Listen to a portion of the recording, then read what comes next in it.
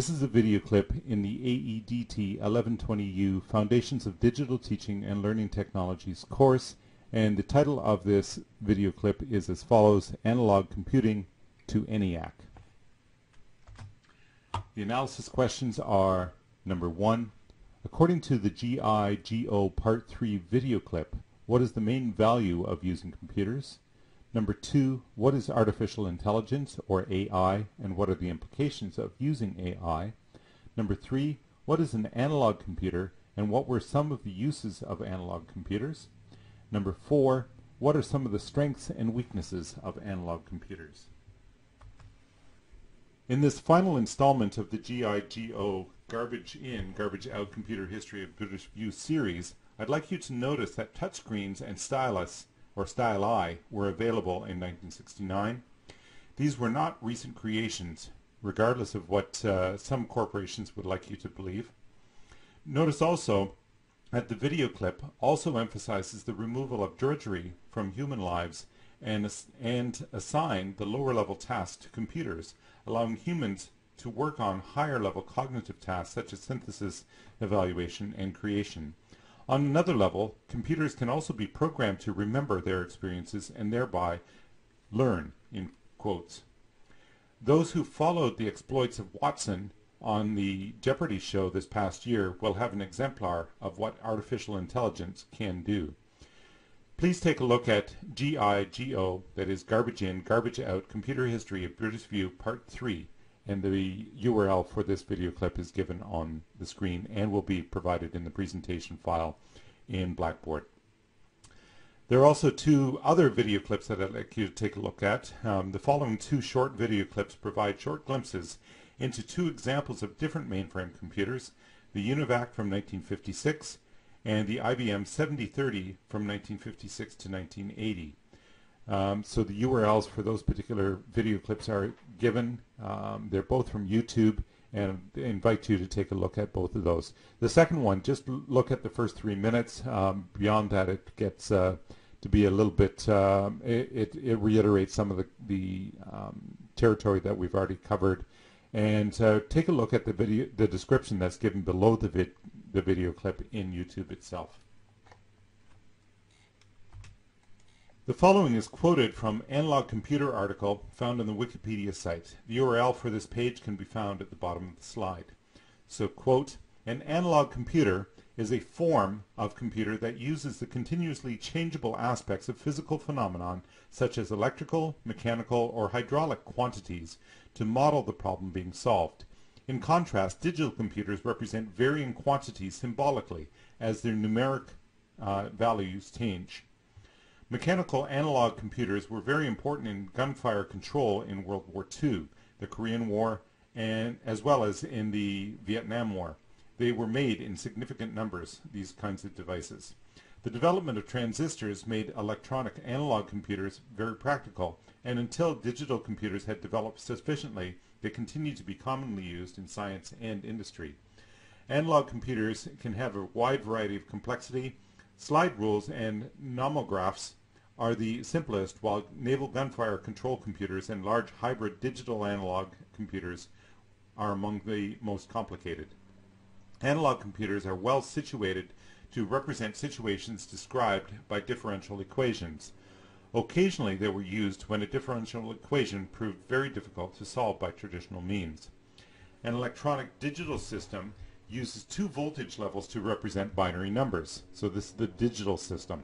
In many cases, the binary numbers are simply codes that correspond, for instance, to brightness of primary colors, or letters of the alphabet, or other symbols.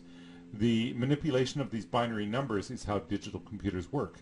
The electronic analog computer, however, manipulates electrical voltages that are potential to the magnitudes of quantities in the problem being solved. Accuracy of an analog computer is limited by its computing elements as well as by the quality of the internal power and electrical interconnections. The precision of the analog computer readout is chiefly limited by the precision of the readout equipment used, generally 3 or 4 significant figures. Precision of the digital computer is limited by word size, arbitrary precision arithmetic. While relatively slow, it provides a practical degree of precision that might be needed. This is a list. What follows is a list on the screen of examples of early computation devices which are considered to be precursors of modern computers. Some of them may have even been dubbed as computers by the press, although they fail to meet the modern definitions.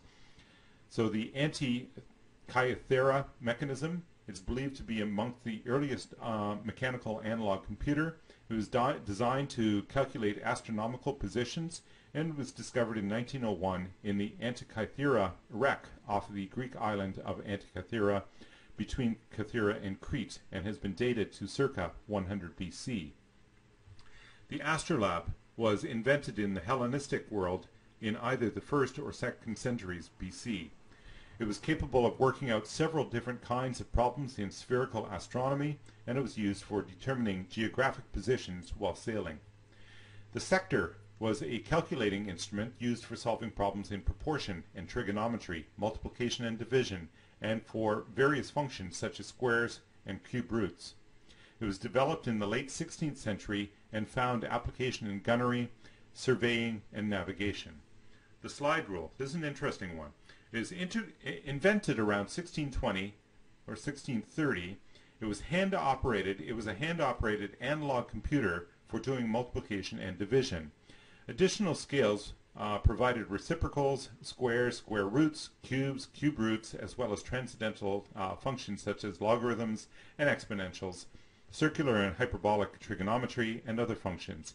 It was used in schools until approximately the 1970s. I can remember that when I got to grade 9 in the early 1970s, the upper years, so grade 12s and grade 13s at that time, were still using slide rules. But by the time I got to the upper levels, the electronic calculators had completely replaced the slide rule function, and you couldn't find them anymore. Another example, the digital or differential analyzer, which is a mechanical analog computer designed to solve differential equations by integration.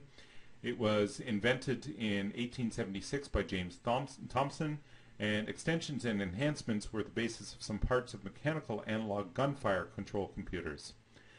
On the right-hand column, you will see several examples of analog computers which have been invented since the end of World War II in 1945, and I'll just list them at this point. The Fermiac, Project Cyclone, Project Typhoon, the Moniac computer, Direct Analogy Electric Analog Computer. There was a Heathkit, a kit-based computer called the EC1, and General Electric marketed an educational analog computer kit of a simple design in the early 1960s. Electronic analog computers were also created. This is all taken from Wikipedia, the analog computer page, and it's retrieved from the URL that is shown on slide presentation. Analog computers, so this is again a quote, use continuous physical properties for calculations. An analog magnetic tape, for example, manipulates magnetism to record sound. The magnetic imprint on the tape is a direct analog of the sound and is read back by a reader. An analog computer uses physical properties in the same way. Analog computers have been built using mechanical, hydraulic, optical, and electrical principles. An electric analog computer is different from a digital computer in what it uses the electricity for. Digital computers use electricity to create binary code, where an electric analog computer uses the properties of the electricity to replace the mechanical features of previous analog computer designs. For example, voltage is similar to water pressure and amps to total water flow, so these properties can be used to convert a hydraulic design into an electronic one. An easy to understand example is the difference between how data is encoded on a CD and a vinyl record. The CD is digital, encoded with a pattern that simulates binary code, which is read by a laser and converted into useful data. The vinyl record is a direct analog of the data itself. In other words, the needle, the stylus that is put into the vinyl record sets up vibrations that are amplified by the electricity, by an amplifier, and you end up getting sound as a result of that. That sound is then encoded directly in the form of vibrations onto the vinyl itself. And this is quoted from Analog Computers versus Digital Computers, and the URL is given on the slide. Because analog computers do not have to encode and decode from binary and instead use the physical properties of electricity directly, the functions they can perform are done at a substantial fraction of the speed of light and are therefore dramatically faster than what even the most powerful supercomputer is capable of. Calculations that are very difficult for a digital computer can be done with great speed by an electric analog computer. However, there are some weaknesses that come along with analog computers as well. The problems with analog computers stem from the same electrical phenomenon upon which the computer is based. Just as a digital computer is slower because it has to work in and out of binary code to accomplish anything, analog computers are subject to electrical problems and limitations such as noise, the noise floor of its signals, the finite nature of its the electron's charge, microelectronic parasitic effects, temperature issues, and non-linearities. It is simplest to look at electric analog computing as an improvement on past analog forms, but still suffers from the problems analogous to hydraulic and mechanical computing. While the digital model overwhelmingly dominates computing today, analogs remain a research curiosity precisely because, in theory, they are much faster at particular tasks. Both Indiana University and Harvard University continue to research analog computing applications. And again, this is quoted from Analog Computers versus Digital Computers, and the URL is given on the screen.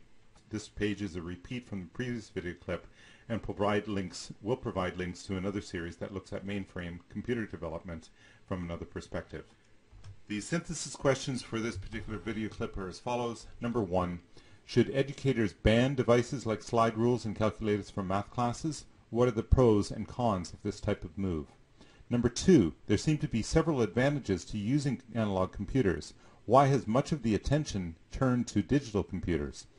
And 3, quantitative aspects of the world seem to be preferred by some, while others gravitate to qualitative factors. What is the relationship between quantitative, qualitative, and digital analog perspectives? And this brings us to the end of the synthesis questions and this video clip.